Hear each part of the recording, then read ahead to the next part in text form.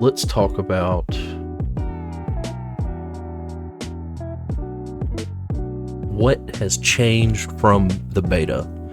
Now, I'm going to have to try to do this without just showing the entire book, which I am on Demiplane. The book is only $35 on Demiplane, or if you know someone, or if you and your buddies want to split it, you can share with other people. Up to X amount, I'm not sure. But let's try to go over what has changed. In a sense, classes and equipment have changed in a way that is intermingled, because armor works totally different now than it did in the beta. So in the beta, armor was essentially a value that you took off of incoming damage. Let's say monster attacks me, does 20 damage, I have an armor score of 10, and then everybody had the same amount of armor slots, and essentially, monster attacks me for 20 damage, I would mark an armor slot, boom, it goes down by 10. And in the beta, you could mark more than one. So I would in that case, I'd be like, well, I'll mark 2, take no damage. Now, armor score and armor slots are based off of the equipment that you have, as well as damage thresholds. So they made the armor choice. It's pretty cool, because essentially now, whether you're a tank or not is strictly dependent on your armor. So, let's just look at it real quick, because I think that's probably okay. But essentially now, so here the example they have in the using armor section of the core rulebook, chainmail armor, now instead of, in the past, it was just an armor score and then a feature maybe. Now it also gives you your base thresholds. So, and that's another reason we're going to have to go back and change our beta characters, I think, is because the armor you have, I don't know if it's working correctly. Because it didn't automatically change my armor to the new version. It was still trying to give Samlin 8 armor slots, and the armor score, it was totally weird. But that was as simple as equipping. I changed armors instead of equipping this because it mechanically wasn't as helpful, so I just took a basic armor because I liked it more, it gave me more evasion. But yeah, that's been a big change, and it's very needed. It was a very needed change because enemy damage had become very inflated and armor scores had become inflated. In our game, we have a ranger that's a tank. This dude's flying all over the map. His armor score was when he had his pet out, because instead of evasion, the pet used to give extra armor score. This dude had 15 armor score. So it was a constant battle of extremes. This change really helped, in my opinion, get this back to what this game is supposed to be about, which is streamlining the experience, trying not to make it too crazy. Because that's why instead of having 100 health, they're in D&D, what is 300-400 health? That's a high health enemy or character. In this game, 8, 10, I think 10 is probably I don't even know if the one of the big bads in the adversaries has that. But it's a really cool system. I like that change. It was a very good change. That was armor thresholds. Of course, they already got rid of the action tracker, but if you maybe you haven't played since the early beta, action tracker no longer exists.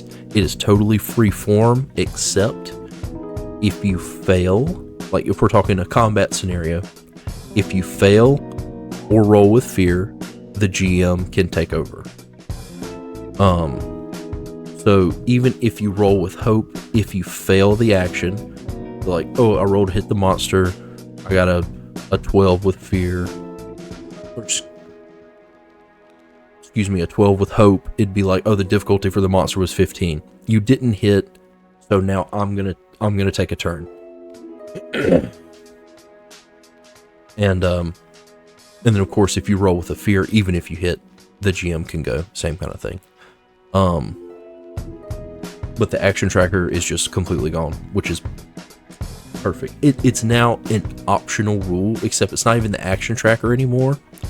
It has essentially turned into an optional rule that is each player can have X amount of tokens, 1, 2, or 3.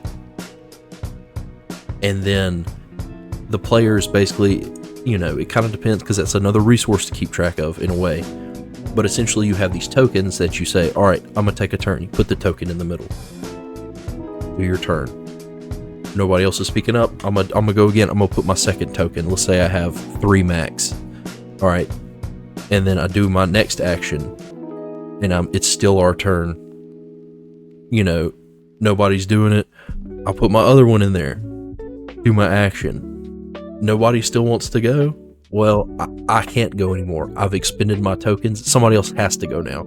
So if you have maybe shy players or extremely spotlight hogging players, the optional system might be good.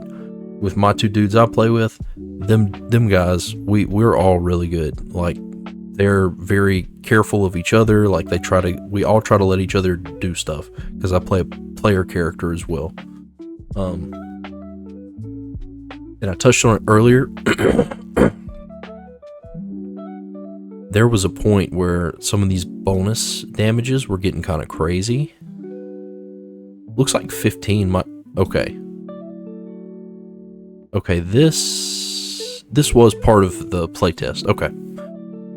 So I can kind of go over this. 40, 12 plus 15. I wish I had an old copy of the playtest. Because essentially, like, in the beta, this dragon might have done 3d12 plus 28. Like, essentially, they had it kind of scaled weird, where now, and this is a good way to make up adversaries on the fly, the number of dice you roll equal to the tier. So if you got a tier 4 monster, it's rolling 4 dice. If you got a tier 2 monster, it's rolling 2 dice. And that's, from what I've seen, it's pretty much 100% that way. Tier 4, 4d10. 4d12. Let's look at a tier 2. Try not to show too much. Tier 2, 2d6. Oh, Flickerfly, that's one that they've showed a lot. 2d10. So essentially, the tier of the adversary equals number of damage die. Now, your modifier, you can make it higher, you know, if you're homebrewing something. There's no, like, straight way to do it. And the last thing I noticed, changed from beta, of course, classes. There were some changes with domains, domain cards, excuse me, and I think some subclasses changed as well. Let me just find something that I know changed. Gotta try not to scroll through all of it.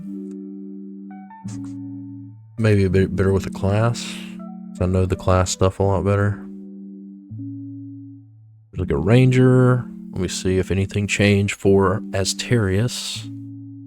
Okay, yeah, that's a class change. Apparently the companions got totally the companions got totally redone. The Ranger in our game, he's gonna have to remake his little bird. But they have their own sheet now. A whole character sheet for your bird. Or your bird. For whatever you choose to make your friend. Alright. Let's see. Use additional level up for your companion. Yeah, a lot of that changed. And they changed Wayfinder, because Wayfinder used to be something different. But I think, if I'm thinking right, because now basically you can just mark a stress and get an extra damage die. Like it's really cool because they put it in a really neat way where it's like, think of, maybe you could think of the damage die as each one is an individual arrow, right? So it's like as you level up and your proficiency gets higher, it's like you're just like, so like the Ruthless Predator kind of makes sense from like a roleplay standpoint, where you're like, oh, I'm gonna mark a stress to fire another arrow in this volley. Like, think of it as you're firing volleys of arrows instead of just one. Maybe in the beginning when you're only rolling 1d6 or whatever it is for a bow, you just plink, plink. But as you level up, you turn into Legolas,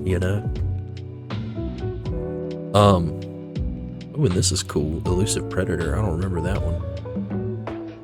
Because originally, my character that I kind of NPC along with the two guys, I originally wanted a monk. They don't have a monk. So I was looking for evasion-based skills. And this one's pretty cool. When your focus makes an attack against you, gain +2 bonus to your evasion for that. But anyway, I've kind of gotten off track. So the things that have changed from the beta, as far as I can see: armor, thresholds, classes, and those three kind of touch together, because armor now contains your thresholds, where your threshold used to be on your class. So those three there's a lot of interchanging between those and other things too with classes, just general updates and things like that. No more action tracker. I know if you played 1.5, 1.4, then I think they had already gotten rid of that. But if you played early beta and hadn't picked it back up, action tracker is gone. It is now an optional feature that basically works the same way as it did, except it's like, hey, limit the number of tokens you can put in the action tracker, so that way it helps limit people from doing too much. And then adversary damage die, or adversary damage, they changed adversary damage. Instead of some crazy additional damage modifiers like they used to have, from what I was looking, it looks like the maximum's like 15 now, which is still pretty crazy, but definitely down. Because the example I used in the past, what maybe was 4d10 plus 10, they used to go 3d10 plus 20, and so that brings that average way up when you have that bigger modifier. So they did that to kind of bring it down to help with the armor changes. Because essentially in the beta, it kind of got into like stuff kept scaling up, and I think they were able to start from a baseline, scale up, and then they kind of like rebalanced everything for the release. But as of right now, I like all the changes they've made. If I see any more, I'll make sure to update you guys. Please make sure to like and subscribe for more Daggerheart content and other general content. Thanks.